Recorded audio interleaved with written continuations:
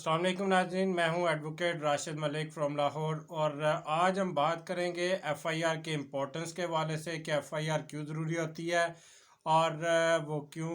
जो है वो रजिस्टर्ड करवाई जाती है, उसके क्या जो होती है ज़रूरत होती है, आपको कब ज़रूरत पेश आ सकती है और इसके अलावा बाद में उसके क्या फ़वाइद होते हैं। तो इस वजह से हम डिस्कस करने जा रहे हैं जो सेक्शन 154 सीआरपीसी वो डील करती है एफआईआर को, कि कोई भी इंसिडेंट हो जाता है, कोई हादसा हो जाता है, कोई बिल्डिंग कोलैप्स कर जाती है, कहीं कोई आग लग जाती है या कोई डेथ हो जाती है, कोई रॉबरी हो गई या डकैती हो गई या आपके कोई भी आपके साथ वारदात हो जाती है, आपकी प्रॉपर्टी छीनी जाती है। तो ये सारी ऐसे सर्कमस्टांसेस हैं कि ऐसा कोई क्रिमिनल केस जो है वो आप देखते हैं कि आपके साथ कोई भी ऐसी सिचुएशन पेश आ गई है, तो आप इसमें सबसे पहले जो काम करना होता है आपने वो पुलिस को इन्फॉर्म करना होता है। अगर आप थाने नहीं जाते मोस्टली तो आप एफआईआर कटवाने के लिए सबसे पहले तो ये होता है कि आप 15 पे कॉल करते हैं या फिर आप कोई भी इंसिडेंट ऐसा देखते हैं, कोई वकूआ हो गया है, किसी बिल्डिंग को आग लग गई है या कोई भी ऐसा हादसा हो गया, कोई रेप का केस हो या कोई भी कोई डेड बॉडी मिलती है, तो सबसे पहले उसकी जो है एफआईआर कटवाई जाती है। यानी सबसे पहले उसकी इंफॉर्मेशन पुलिस को दी जाती है, जो उस इलाके की पुलिस होती है। वो जो कोई भी ऐसा विटनेस होता है जिसने वो वाक़या देखा हो, जिसके इंफॉर्मेशन में आया हो या जिसके साथ वो हादसा पेश आया हो, वो जाके पुलिस को इन्फॉर्म कर सकता है। और इन सूरतों में जो आती है उसकी जो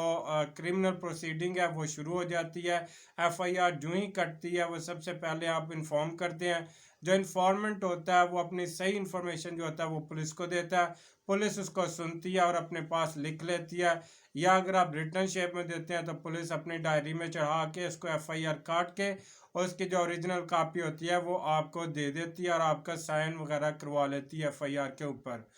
तो ये ऐसी सूरतें हैं जब आपको एफआईआर जो है वो कटवानी पड़ती है, कोई भी हादसा हो गया। तो इसके अब क्या फ़वायद होते हैं कि पुलिस के लिए भी फ़ायदा होता है कि जो ही एफआईआर कट जाती है तो ये आपकी जो क्रिमिनल प्रोसीडिंग है वो स्टार्ट हो जाती है इसमें। और उसके बाद जो पुलिस है वो इन्वेस्टिगेशन करना शुरू कर जाती है। वो जाए वकूआ के ऊपर जहाँ पे वो इंसिडेंट हुआ वो वहाँ पे पहुँचती है, अपनी एविडेंस कलेक्ट करती है, उसकी इंफॉर्मेशन जो होती है वो मजिस्ट्रेट को देखती है। अगर कोई डेड बॉडी मिली है या कोई भी होता है, अगर उसकी जनाब के हालत अभी बयान देने के काबिल है, उसको हॉस्पिटल पहुंचाया जाता है, उसका डाइंग डिक्लेरेशन जो होता है रिकॉर्ड किया जाता है। ये सारी इंफॉर्मेशन जो है वो ली जाती हैं। पुलिस जो होती है अपनी इन्वेस्टिगेशन शुरू करती है, अपनी एविडेंस कलेक्ट करना शुरू कर देती है और वो जो सारी इन्फॉर्मेशन है वो इलाका मजिस्ट्रेट को देती है। तो इसमें ये होता है कि वो फिर सारा क्रिमिनल केस जो होता है वो ऑटोमेटिकली स्टार्ट हो जाता है और उसके ऊपर जो होता है वो जो भी ऑफेंडर होता है जिसने ये सब कुछ किया होता है उसके जो भी मुजरिम होता है उस तक पहुंचा जाता है और उसको सज़ा दिलवाई जाती है। ये सारा मकसद होता है एफआईआर का। और ये किन सूरतों में फ़ायदेमंद होती है, मिसाल के तौर पर आपकी कोई प्रॉपर्टी है वो स्टॉलन होगी या चोरी होगी, आपसे छीनी गई है, कोई आपका सीएनआईसी छीना गया है, आपका कोई डॉक्यूमेंट होता है वो छीना गया है, या इसी तरह कोई भी आपका लैपटॉप हो गया, कोई भी ऐसा मोबाइल फ़ोन जिसमें आपका डाटा था वो मिसयूज़ होने का ख़तरा है या आपकी सिम को मिसयूज़ किया जा सकता है, कोई टेररिस्ट है वो यूज़ कर सकते हैं। इसलिए आप अपनी प्रोटेक्शन के लिए भी एफआईआर कटवाते हैं ताकि कल को कोई हादसे में आपकी कोई चीज़ पकड़ी जाए तो आपके पास ये प्रूफ होना चाहिए कि हमने एफआईआर कटवाई थी, पुलिस को रिपोर्ट दी थी कि ये हमारे साथ हादसा हुआ है, ये हमारी बाइक गाड़ी या जो भी चीज़ थी हमारी छीनी गई या चोरी हो गई थी, उसका मिसयूज़ किया गया, तो आप इस सूरत में बच सकते हैं। ये भी आपको फ़ायदा है, ये इम्पोर्टेंस है एफआईआर की। उसके अलावा किसी जगह पे आग लग गई किसी बिल्डिंग में तो पता चलता है एफआईआर से कि कितने लोग थे, उनकी जो कैजुअलिटीज़ हुई हैं, कितने लोगों की जान गई इसमें, जो कितनी प्रॉपर्टी थी उसका कितना लॉस हुआ, जो वैल्यूएबल डॉक्यूमेंट थे, जो डॉक्यूमेंट उस बिल्डिंग में मौजूद थे वो कितने डिस्ट्रॉय हुए हैं। ये सारी इंफॉर्मेशन जो है वो एफआईआर से पता फौरी तौर पर चल जाता है कि क्या क्या हुआ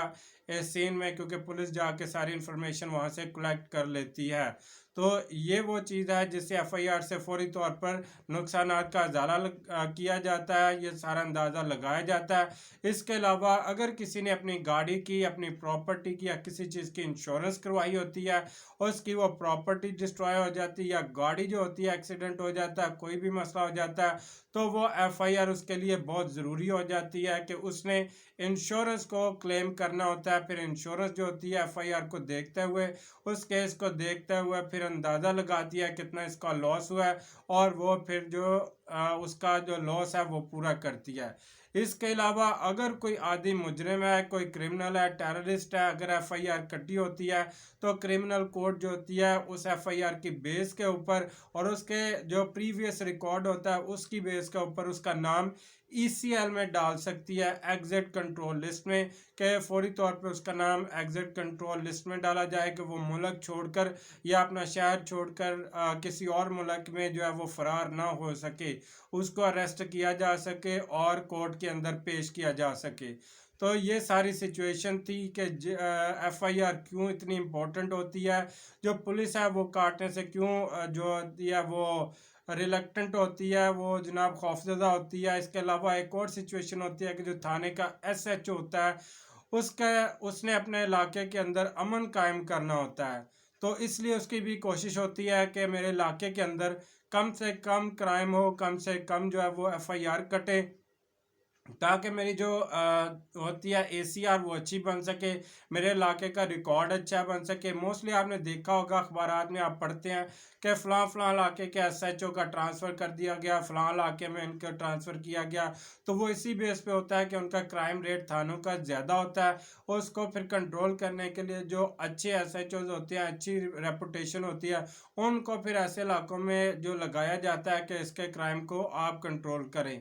तो ये सारे जो आप क्रिमिनल आप प्रोसीडिंग देखते हैं उसमें बहुत अहमियत की हामिल होती है एफआईआर। इससे आप इंफॉर्मेंट जो होता है जिसने पुलिस को इस वकूए की जो भी इंफॉर्मेशन दी थी वो सारी स्टोरी उसमें रिटर्न लिखी होती है एफआईआर में, उससे सब कुछ पता चलता है। या जो कुछ भी हुआ वकूए में वो सारी इंफॉर्मेशन जो एफआईआर से ली जाती है और उसकी बेस के ऊपर जो केस है वो आप मुजरिम तक पहुंच सकते हैं, या इसके अलावा जो कोर्ट है वो मुजरिम को सज़ा दे सकती है या फिर उसको अक्विट किया जा सकता है, उसको बरी कर दिया जा सकता है उसी एफआईआर की बेस के ऊपर। और जो इन्वेस्टिगेशन पुलिस ने की होती है उन सारी चीज़ों को देखते हुए फिर कोर्ट जो होती है उसके ऊपर एक्शन लिया जाता है कोर्ट से, और वो कोर्ट उसको डिसाइड करती है कि एफआईआर को देखते हुए, बाकी डॉक्यूमेंट्स को, गवाहान को देखते हुए, उनके स्टेटमेंट्स को देखते हुए और जो एविडेंस मिले होते हैं उनको देखते हुए फिर जो है वो जो भी अक्यूज्ड होता है, जो मुजरिम होता है, उसको सज़ा दी जाती है। या अगर ये मुकदमा नहीं बना होता, उसके खिलाफ एविडेंस वगैरह नहीं आती, या फिर जो एविडेंस या एफआईआर बेसलेस होती है, तो उसकी बिना पे उसको बरी भी किया जा सकता है। तो ये इम्पोर्टेंस थी एफआईआर की, इसी वजह से पुलिस जो है वो कम से कम कोशिश करती है एफआईआर काटें। या फिर ये होता है कि अगर आप एफआईआर कटवाते हैं तो आपको उसका फ़ायदा यही है कि कल को आपकी कोई डॉक्यूमेंट, कोई भी चीज़ जो है मिसयूज़ होती है तो आपको वो प्रोटेक्ट करती है। ये आपके लिए एक प्रोटेक्शन डॉक्यूमेंट है कि अगर कोई आपके साथ हादसा हुआ है, कोई आपकी चीज़ लॉस्ट हो गई है, चोरी हो गई है, आपसे छीनी गई है, तो फौरी तौर पे आप जो है उसकी इन्फॉर्मेशन जो है वो थाने में दे, जो मुतलका थाना होता है आपके इलाके का, ताकि आपको एफआईआर दी जा सके उसके ऊपर। वो जो क्रिमिनल जिन्होंने आपसे कोई चीज़ छीनी होती है या आपके साथ जो भी हादसा पेश आया होता है उन क्रिमिनल तक पहुंचा जाए और उनको सज़ा दिलाई जाए। तो ये था हमारा आज का टॉपिक, इम्पोर्टेंस ऑफ एफआईआर और एफआईआर के क्या फ़वाइद हैं। तो उम्मीद करता हूँ आपको जो है इसकी समझ आई होगी। अगर कोई इन्फॉर्मेशन चाहिए हो तो आप डायरेक्टली मेरे नंबर पर मुझे कांटेक्ट कर सकते हैं, या मुझे आप मैसेज कर सकते हैं मेरे व्हाट्सएप नंबर पे, या कोई भी लीगल हेल्प चाहिए आप मुझे कांटेक्ट कर सकते हैं। तो उम्मीद करता हूँ कि आपको मेरी वीडियो पसंद आई होगी। इस तरह मेरे चैनल को लाइक और शेयर करें दोस्तों के साथ, और इसको सब्सक्राइब भी करें ताकि दूसरे लोगों तक भी ये इन्फॉर्मेशन पहुंच सके और वो भी इस नॉलेज से जो लीगल इन्फॉर्मेशन आपको दे रहा हूँ इससे फ़ायदा उठा सके। तो इंशाल्लाह मुलाकात होगी अगली वीडियो में। आप अगली वीडियो में कोशिश करेंगे मैं नए टॉपिक पे बात करूंगा। अगर किसी के ऊपर गलत एफआईआर कट जाती है तो उसको कैसे कैंसिल करवाया जाता है, उसको कैसे क्वैश करवाया जाता है, वो कैसे कैंसिल हो सकती है, इंशाल्लाह अगली वीडियो में बताएंगे। तब तक के लिए इजाज़त दें। अल्लाह हाफिज़।